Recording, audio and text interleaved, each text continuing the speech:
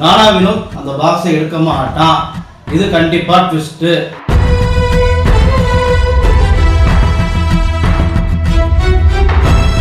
கானா வினோத் என்னோட நண்பன், அவன் அந்த தப்பை செய்யவே மாட்டான். வினோத் அந்த கேஷ் பாக்ஸை எடுத்திருக்க மாட்டான். நான் 100% நான் நம்புறேன்.